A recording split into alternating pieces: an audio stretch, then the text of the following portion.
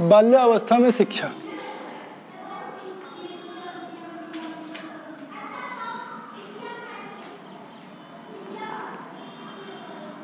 बाल्यावस्था में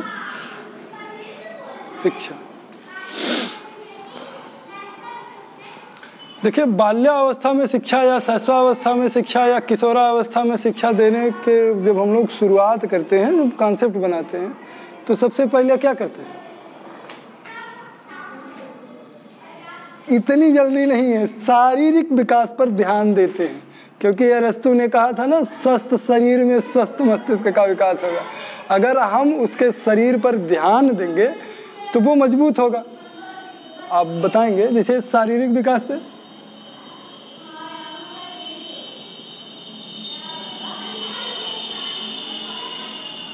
शारीरिक विकास पर ध्यान।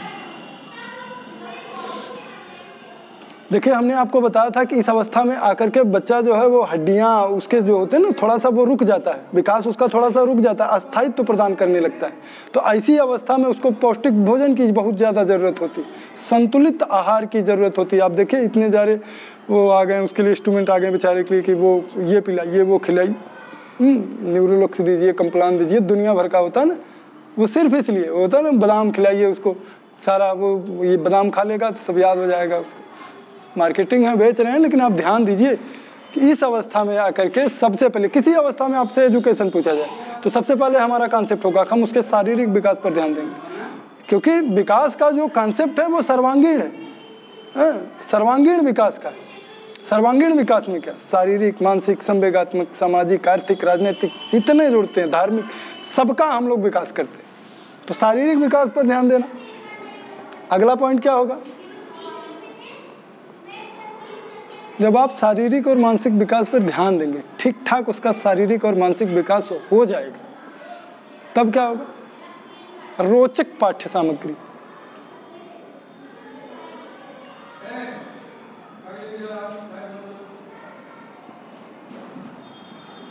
अगर आप बाल्यावस्था के बच्चों को अगर आप उनकी बुक को देखें बहुत ध्यान से, तो मान लीजिए अगर इतना बड़ा पेज है तो इतने बड़े में कम से कम फिगर बना होगा और इतने में कंटेंट लिखा होता है, हर पेज पे फिगर बना होता है। बच्चा अगर किताब ना भी पढ़े तो फिगर देख करके अंदाजा लगा लेता है कौवा कितना प्यासा है। अगले में देखेगा उड़ रहा है कौवा, दूसरे में देखेगा घड़ा मिल गया, तीसरे में देखेगा घड़े पे बैठ गया, चौथे में देखेगा पानी नीचे दिख रहा है, पांचवें में देखेगा वो कंकड़ डाल रहा है, छठवें में देखेगा पानी पी करके उड़ जाए। वो चित्र देख करके समझ जाता है कहानी क्या शिक्षा देना चाहती है। धैर्य रखिए, सफलता मिलेगी जरूर।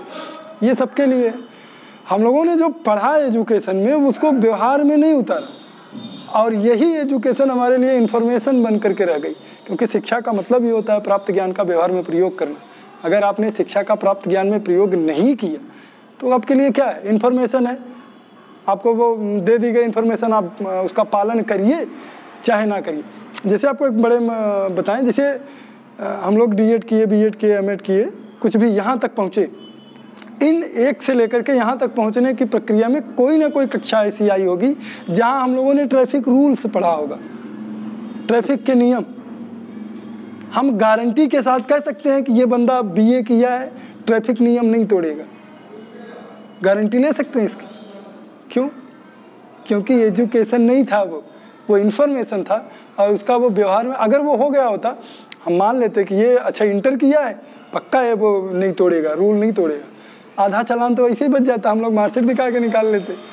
लेकिन ऐसा नहीं है, हम गारंटी के साथ नहीं कह सकते कि ये बच्चा पीएचडी किया है, ये बच्चा प्रोफेसर है, अब वो ट्रैफिक नियम नहीं तोड़ेगा, क्योंकि वो व्यवहार में चीज़ें नहीं आई। अगला पॉइंट आपका है जिज्ञासा की संतुष्टि।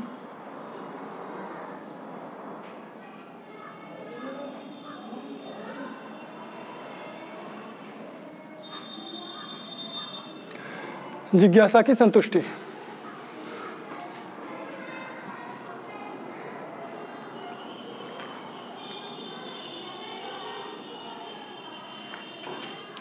देखिए, हम आपको बताएं कि हमने आपको बताया कि इस अवस्था में बच्चा बहुत ज़्यादा प्रश्न करता है, क्यों और कैसे का। और आपको बताया ना कि 12 साल की जो अवस्था है, जब 12 साल में पहुंचता है तो जिज्ञासा अपने एकदम उच्चतम लेवल पर होती है। तो ऐसी अवस्था में आप बच्चे के प्रश्न का समुचित उत्तर दें। अगर आपको ये लगता है कि बच्चा नहीं समझ पा रहा है, आप उसके परिवेश से, उसके मतलब हाव भाव से, उसके घर से, उसके विद्यालय से, उसके पास पड़ोस से, उसके साथियों से कोई ना कोई एक एग्जाम्पल दे करके आप उसको समझाएं, ताकि उसकी जिज्ञासा जो उसकी है वो पूरी तरीके से शांत हो सके। अगर उसकी जिज्ञासा नहीं शांत हो रही तो ये जान लीजिए कि फिर वो डिस्ट्रैक्ट होगा, वो उस उत्तर को गलत तरीके से खोजेगा। अगला पॉइंट है भाषा विकास पर बल।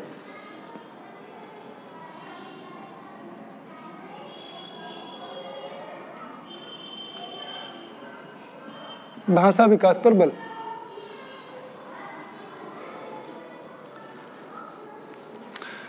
भाषा विकास पे बल देने से क्या करेंगे हम लोग? उसको ABCD खिलाएंगे, कखा गखा खाओ बेटा, ऐसा कुछ?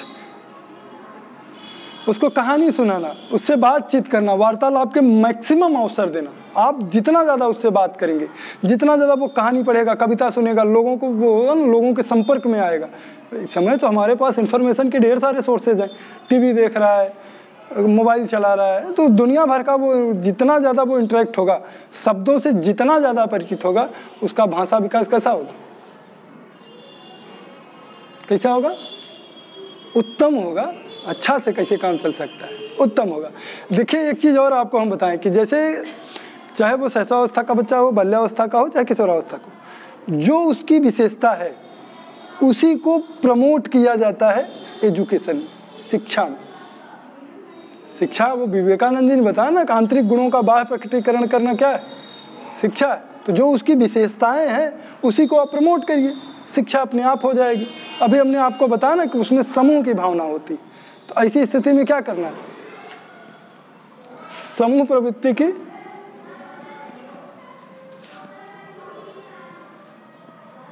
संतुष्टि। बच्चे को बहुत ज़्यादा रोकना नहीं है कि इनके पास मत जाओ, उनके पास मत जाओ, ये मत करो, वो मत करो, उनसे बात मत करो। ये काम होता है ना बहुत जगह, इनसे मत बात करो, वो पड़ोसी हैं, ये हैं, वो हैं, गंदे हैं, ये हैं, पड़ोसी हैं। ये काम नहीं करना है आपको। बच्चा ग्रुप में जा रहा है, आप उस ग्रुप पे ऑब्जर्वेशन बना रही है, देखते रहिए उस ग्रुप को।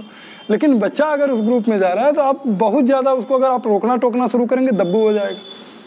वो अपनी बात ही आपको नहीं बताएगा। झूठ बोलना हमने बताया ना कि झूठ बोलना सीख जाता। हाँ, हमारा प्रश्न ये था कि किस अवस्था का बच्चा झूठ बोलना सीखता है, ये था ना प्रश्न। किस अवस्था में? 7 साल की अवस्था में बच्चा झूठ बोलना सीख लेता है, उसके बाद ये कार्यक्रम बनाए रखता है।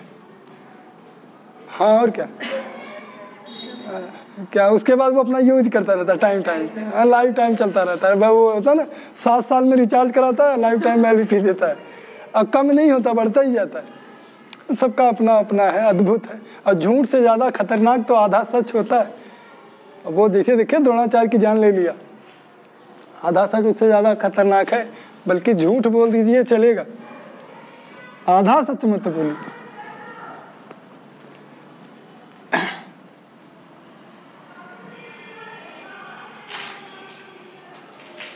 अगला पॉइंट है, हमने आपको बताया था कि इस अवस्था में बालक में संचय की प्रवृत्ति होती है। तो क्या करना है? संचय प्रवृत्ति को प्रोत्साहित करना।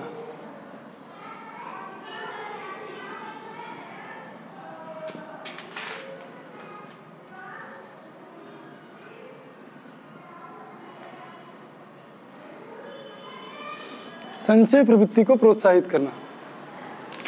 जैसे बच्चा होता है ना, आप उसको प्रमोट करिए, वो डाक टिकट रखे, पुराने नोट रखे, सिक्के रखे, गोलक वोलक ला करके दे देते हैं ना माँ बाप।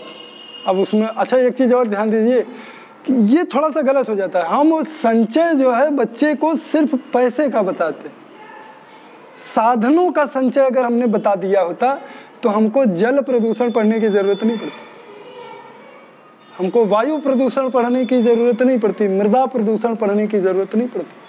हम लोग साधन नहीं बताते, पैसा, पैसा बचाओ।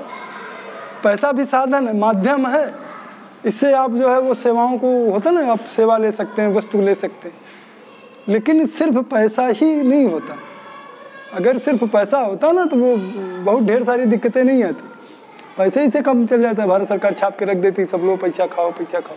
वो किसी ने कहा ना कि जिस दिन हम पूरे इस पृथ्वी से सारे संसाधन नष्ट हो जाएंगे, पानी खत्म हो जाएगा, हवा बहना बंद हो जाएगी, तो उस समय हमको समझ में आएगा, फसलें नष्ट हो जाएंगी, तो उस समय हमको समझ में आएगा कि हम पैसे को खा नहीं सकते। अब देखिए इसको, तो इस प्रवृत्ति को हम लोग प्रोत्साहित करते हैं। जैसे उसको हम लोग डाक टिकट इकट्ठा करना बताता, पुराने नोट बताना, या फिर होता ना कि कुछ भी यूनिक चीज़ें देखें तो उसको मतलब संचय करना, इसको हम लोग प्रमोट करते हैं। जैसे देखिए ना, प्रदर्शनी लगाई जाती है पुरानी वस्तुओं की, बच्चा लेकर के आता है, कुछ नया बना करके लाता है, तो वो जो नया बना करके लाया प्रदर्शनी में लाया, उसको बहुत सहेज करके रखता है। बाद में बताएगा जब बड़ा हो जाएगा, देखिए वो हम लोग जो कक्षा 3 में थे तो ये हमको मिला है, वो हालांकि हम चोरी से लेके आए हैं, ये भी बता देगा। बड़ा हो जाएगा, समझदार हो जाएगा। और समझदार आदमी जो होता है वो बहुत खतरनाक होता है। अगला पॉइंट, हमने आपको बताया कि सामाजिक और नैतिक गुणों का विकास होता है। तो क्या करेंगे इस अवस्था में? मोरल एजुकेशन सुना है?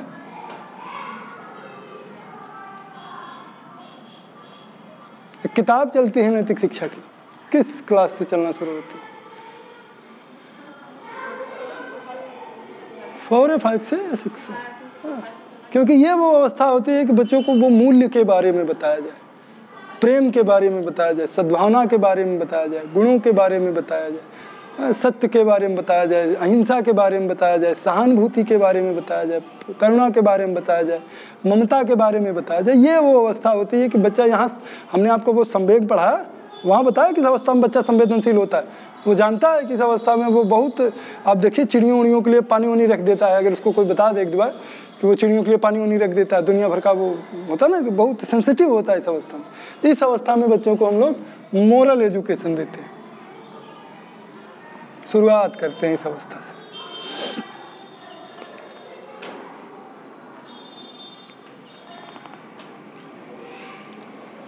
अगला पॉइंट है बाल मनोविज्ञान पर आधारित शिक्षा।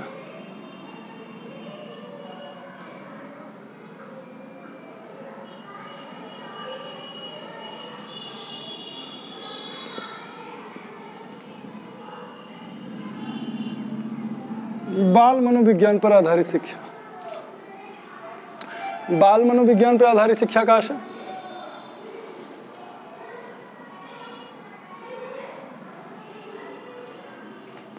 बाल मनोवैज्ञानिक शिक्षा से आशय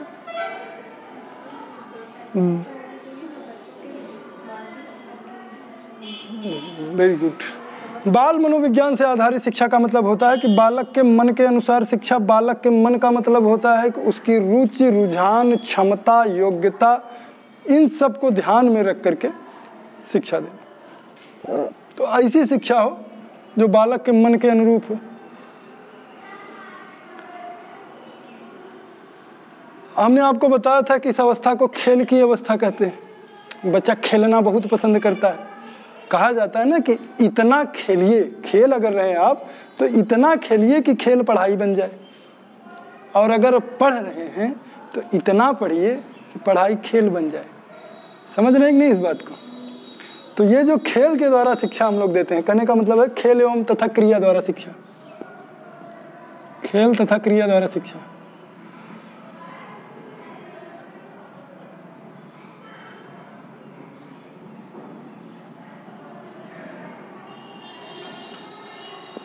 खेल के द्वारा शिक्षा इसलिए भी आवश्यक हो जाती है क्योंकि आपने अगर अधिगम पढ़ा होगा, या हम लोग आगे चल के जब अधिगम पढ़ेंगे तो वहाँ हम आपको बताएंगे कि सीखने की प्रक्रिया में या अधिगम की प्रक्रिया, लर्निंग के वो प्रक्रिया में हम जितने अधिक इंद्रियों का इस्तेमाल करते हैं, अधिगम उतना जल्दी और अस्थायी होता है। तो खेल के द्वारा हम लोग शिक्षा देते हैं तो क्या होगा? अधिगम जल्दी होगा। फायदा देखिए इसका, अधिगम क्या होगा? अधिगम क्या होगा? अस्थायी होगा। बच्चा क्या सीखेगा? सहयोग सीखेगा। जब भी खेलेगा ना, टोली या समूह की अवस्था भी कहते हैं बाल्यावस्था को, तो क्या सीखेगा? सहयोग सीखेगा। और क्या सीखेगा? समाजीकरण,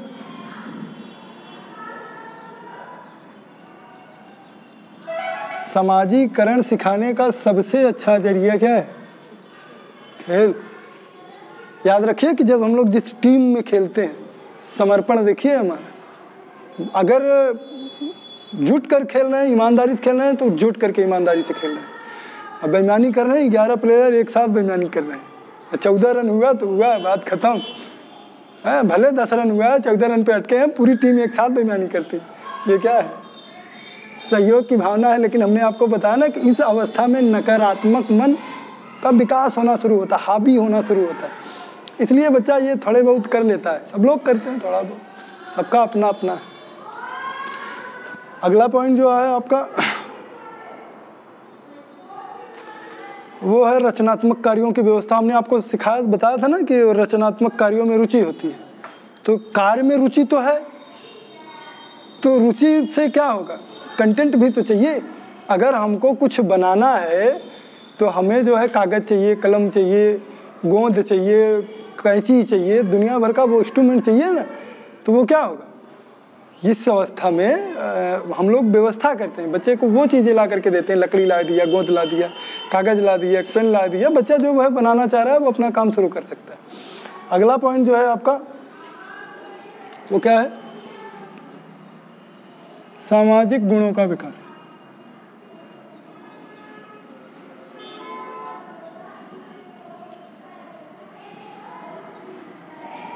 सामाजिक गुणों का विकास कैसे करते हैं?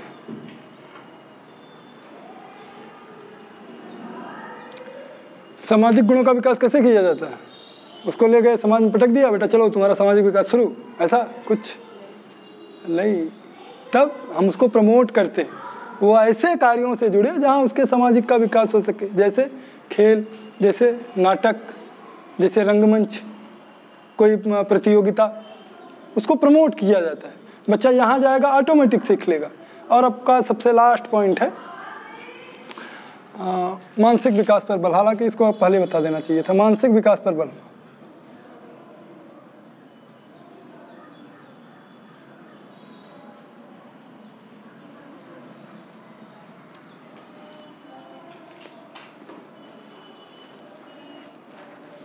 मानसिक विकास का बल क्या करेंगे? उसको खाली बादाम खिलाया जाएगा?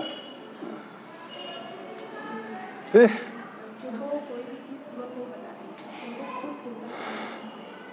ये जब हम लोग टीचिंग पढ़ते हैं उसमें एक प्रश्न बनता है, आपने बहुत बढ़िया बताया कि सीटेट में एक प्रश्न है कि एक बच्चा आपसे बहुत ज़्यादा प्रश्न कर रहा है तो आप एज ए टीचर क्या करेंगे? बहुत ज़्यादा प्रश्न कर रहा है तो आप उसके हर प्रश्न का उत्तर आप कक्षा में नहीं दे सकते। ऐसे में क्या करेंगे?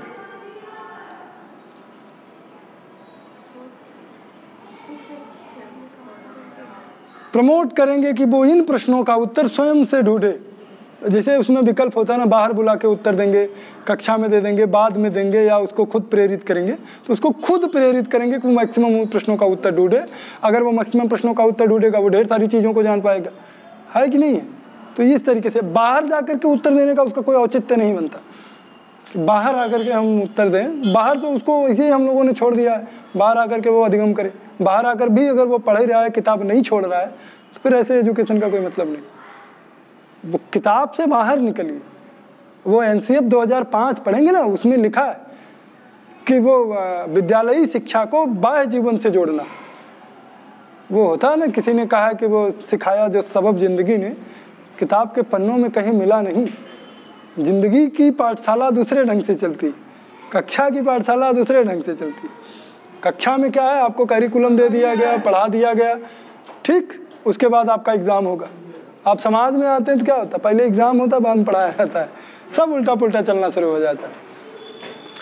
तो मानसिक विकास पे बल देने पे हम उसको जैसे उसके लिए बौद्धिक प्रतियोगिताओं का आयोजन करना, समझ रहे हैं कि नहीं, और उसको बौद्धिक खेल के लिए प्रेरित करना। बौद्धिक खेल से आसे बौद्धिक खेल कौन से हो सकते हैं आपके? जी, बौद्धिक खेल कौन सा? शतरंज का नाम सुना? चेस वो सबसे बेहतरीन। पजल सुना? पजल वो जो रंग मैच कराया जाता है, हाँ, तो वो जो होता है वो बेहतरीन जो है आपके लिए होता है। तो बाल्यावस्था में बच्चों की हम लोगों ने जो विशेषताएं पढ़ी, उनके लिए एजुकेशन जो हमने पढ़ा वो यही है आपसे जो सीटेट में प्रश्न पूछे जाते हैं कि बाल्यावस्था का बच्चा, जैसे एक प्रश्न हमने आपको बताया था कि वो किस अवस्था का बच्चा जो है समय, दिनांक, दिन और वार में अंतर करने लगता है या समझ जाता है, तो 9 साल का बच्चा कर लेता है। तो इसी तरीके से आपसे प्रश्न पूछे जाते हैं कि किस अवस्था, समूह की अवस्था किसे कहते हैं। गैंग एज तो नहीं होता, गैंग का मतलब दूसरा होता है। समूह की अवस्था, टोली की अवस्था, अनोखा काल, किसने कहा था? बाल्यावस्था को अनोखा काल कहा जाता है। कौन कहा था? अनोखा काल। कार्ल एवं ब्रूस, नाम सुना होगा। इन्होंने क्या कहा था? काहे नहीं याद होता? अरे याद हो, याद कैसे याद है? हमको नहीं याद है, हम इसमें थोड़ी निकल आए हैं।